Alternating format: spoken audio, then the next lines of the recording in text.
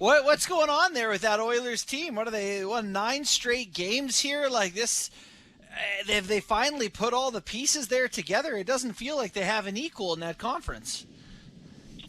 In 1990, on February 28th, the Oilers, they got beat by LA in the 89 playoffs, and they went into LA and they just threw down, and they just got nasty. It was one of the most penalized games in NHL history, and it was a galvanizing point for the Oilers team of 89-90, which, by the way, was not as deep as this team is now.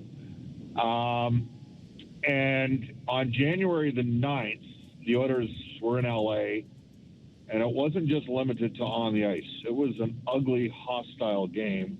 Philip Deneau got upset at Puljujärvi had thrown a big hit and jumped him, and Jesse doesn't know how to fight. The Oilers players were not very happy. Vander Kane was out. Vincent Desharnais had just been recalled. They were watching up in the press box. I don't think they were very bemused by it. Zach Hyman went and fought Sean Dursey and beat him. Told Leon Draisaitl not to worry about the face-off because he wasn't going to need to finish. It wasn't going to be a face-off because they're going to scrap. Klim Kostin finished the game fighting Brendan Lemieux. And then the next time the Oilers played LA, they had Desharnais, a 6'6", shot-suppressing right D. Kane was back in the lineup through 7 hits in the first period against LA.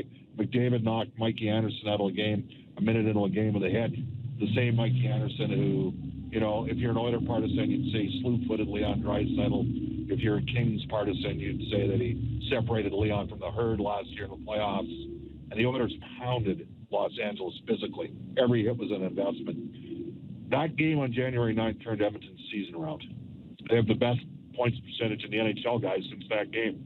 They went 29-5-6 in their final 40 games of the season.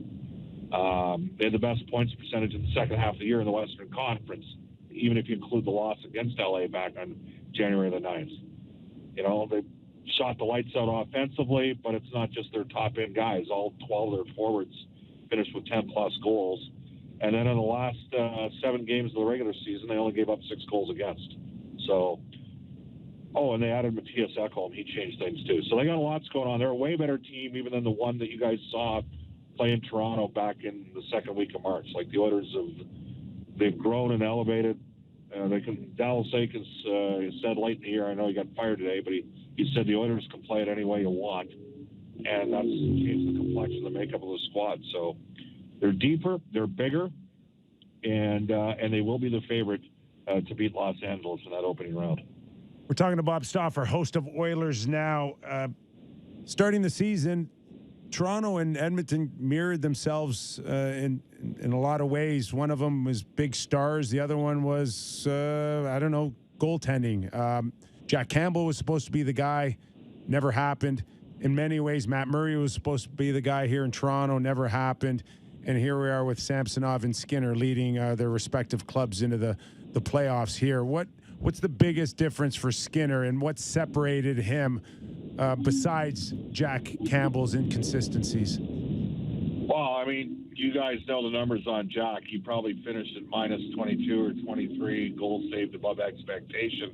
Might have cost Edmonton 8 or 9 points in the standings. Seriously, it was that. Now, he did pull it together down the stretch and play better.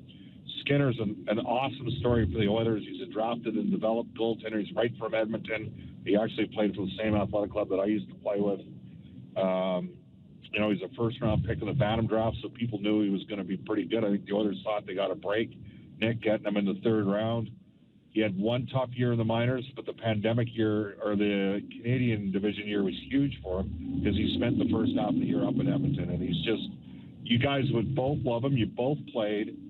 There's goaltenders that drive you nuts, and then there's goaltenders that just make you believe them because they're calm and they react the same way, and they never show up a teammate after a guy makes a bad play that leads to a goal because they know there's going to be times they give up bad goals.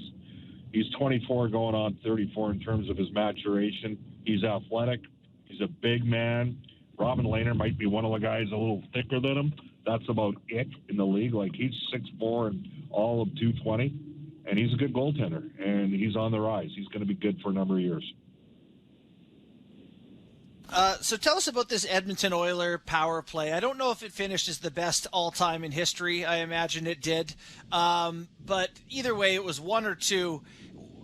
Is there a plan? Like, I know that sounds like a silly thing to say, but like, is there a structure to it, or is it a lot of McDavid and Draisaitl just putting defenses on their heels? I'll tell you a little story about. So they did finish number one all time, 32.4%. That's the best ever. The Canadians in 77, 78 were at 31.9, and Washington, Detroit, Pittsburgh, and LA were in their division that year. Those were not world beaters in that division, so people need to remember that. Oilers at 32.4, but Monday we were in Denver, you guys, and Edmonton, it was going pretty good. It won 7 straight games.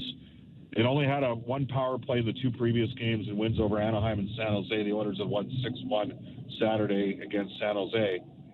And we're in Denver, and we're about 40 minutes into the practice, and McDavid, Draisaitl, Nugent Hopkins, Hyman, and Bouchard stayed out for 25 minutes after all the other guys were off the ice, and sat and worked on switching the positioning and rotating. But, traditionally Draisaitl plays sort of the right half boards, and McDavid's the middle bumper, and then Nugent Hopkins is the left half boards, and Hyman's the net front. And they were switching McDavid and Draisaitl around to change the looks. And Nugent Hopkins in his career, guys, historically, is if you look at his points per 60 on the power play, it's been a first line performer since coming in as a rookie. He's a very underrated part of that power play. They play a ton together. This is, they've been last 4 years, Edmonton's been above 25%. First time that's happened in over 30 years in the NHL. And this year they cleaned up. They were at 32.4. First team in NHL history with 4 guys, 15-plus goals. We got at 32, Connor 21, Hyman and Nuge 15 each. So they're good, but they constantly work on it. And I guess that's one of the things I'd say to your listeners is, David and Draisaitl are the Oilers' 2 hardest working players. And when you have that, and that's the standard that they're setting for all the other guys, that helps other younger players grow and progress and realize what the standard is.